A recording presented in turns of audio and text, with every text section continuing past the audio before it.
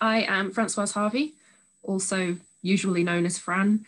I am a musician, a singer-songwriter. I perform under the name Zara Ruth.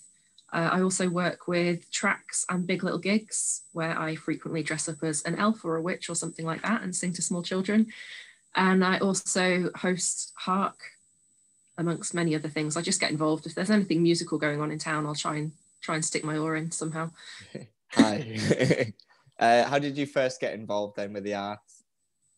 I moved up to Darlington, basically. That was what happened. That was about 5 or 6 years ago now. And before that, like, obviously I've always sort of played instruments and messed around and things, but it never went beyond my own flat. And then once I moved up here, I started going to a lot of open mic nights and gigs and just watching a lot before I even started performing. And then the people that I met encouraged me to get up and actually join in and perform. And it's just kind of snowballed from there. I think probably the turning point was I started having singing lessons. That helped. That was just kind of for my own amusement. And then the turning point was probably back when Tracks first started and Dave Saunders was still involved in it. He asked me to come along and like join the board because he'd seen me around a lot of gigs and things, and he thought I'd be useful. And he knew that aside from like the performing arts side of things, I'm a writer as well. So he thought that would be an interesting angle to have in it, and it's just kind of carried on from there.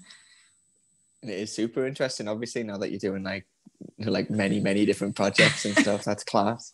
How did you learn your craft then? I know you're saying that singing lessons and that, but was there any other like learning when you were beginning in your flat and stuff? Or I taught myself guitar, and that's what I normally perform with. That was just, I stole my sister's acoustic guitar when I left home and just sort of taught myself bits and pieces. And then for a while I dated a classical guitarist, so he taught me some little bits. And then just carried on from there. Learned the piano since I was 8 years old. And then I thought I would go into the arts when I was younger. Did A-level music, hugely regretted it. It just put me off performing and doing music of any kind for like decades.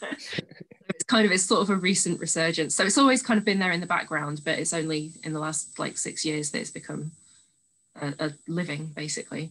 Yeah.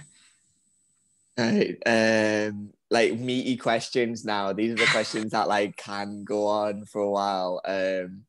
But why do you think the creative arts are important?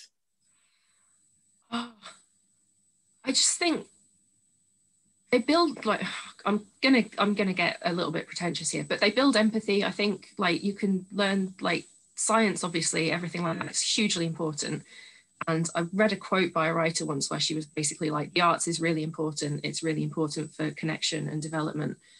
But when people are like, oh, so would you pay for like a picture or for a starving baby? Obviously, you would pay for food for the starving baby first. But then the arts is the nourishment of the soul. I feel a little bit sick having said that out loud because that is so sickening, but it is. It's a really good way. You meet people, you connect with people, you can get bits of yourself that you might otherwise avoid dealing with out on paper or in songs or on canvas or sort of whatever works. And it's a really good way of bringing a community together as well in a way that nothing else does. Like, I don't think there is anything similar, and I'm like even more aware of this now that we've not really had any gigs for the past year. Like, there's nothing like being in a crowd of people all listening to the same song and loving it. Like, that's not a feeling that you get anywhere else. So yeah, I think it's a connective thing, isn't it? It's like connective tissue of society. Yeah, I'm trying not to like be like, yeah. Like, I sent a human emoji there at one point. I was like, yeah, that's spot on. It's really weird how like I've done, I don't know if it's like 14, 15 of these.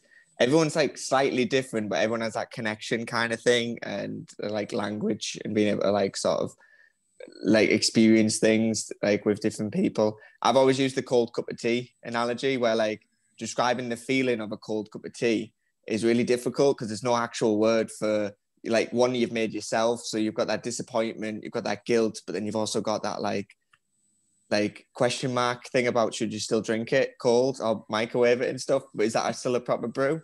Very complex thing, but a music track could do that in 10 seconds, like just a soundtrack. Like, it's a stupid analogy, but I think it's really an amazing works. Analogy. I love it. I'm going to nick it in the future. Yeah. This wise person who can't say Francois. Another meaty question, but it's probably the most important one, and that's why it's at the end. How has lockdown affected your work and your future plans? Ooh, it's been interesting because I had a full-time job until right before the first lockdown. I went voluntarily freelance. Obviously, I'd handed my notice in before Christmas, so I had no clue that the world was going to change quite so drastically just as I left my job. So that did affect it a bit. That made it a bit more scary because a lot of what I was going to be doing involved gigs and events, which, like, obviously were cancelled. Had to learn.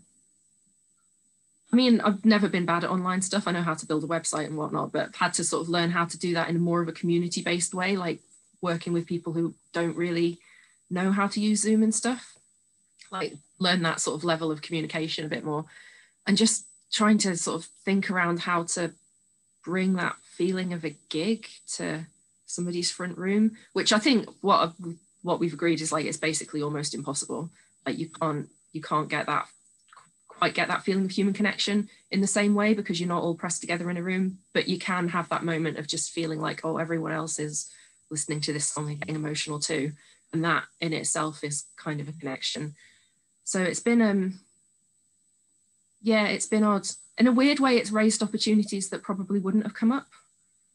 Like, because a lot of online, because so many events have moved online, it's meant different accessibility needs. So like I've managed to get transcription work and stuff from that, which has been great for me. Wait, is it on this screen somewhere? On this screen is the transcription thing?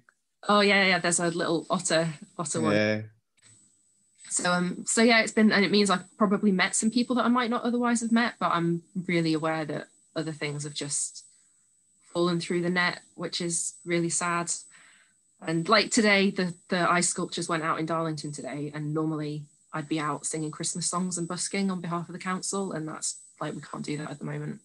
They're wary of drawing crowds to a spot, so we can't go out and sing.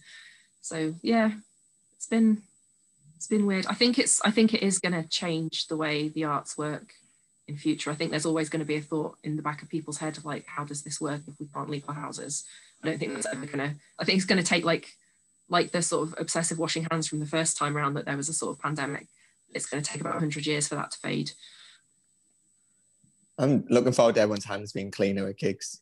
I think that's the only positive I've got in the future. Like when we actually get back together and everyone's squished into like a pit and stuff, I can be like, I hope everyone's. You'd assume people would be washing their hands a lot more and stuff, wouldn't you? Like, or even just venues would be just more like hygiene friendly. It's like weird that those little like bittersweet things that you think about, like, yeah, we'll all be like sweaty and that again, but like it's weird right now because we're recording this in December, start of December, and this is like usually the busiest time for gigs.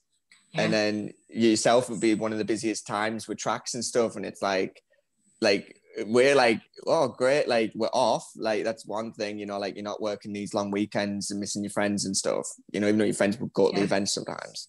But then we've got January as well, where like you wouldn't normally do much, so it feels like there's a long time. It feels like January's just been going since about April, basically.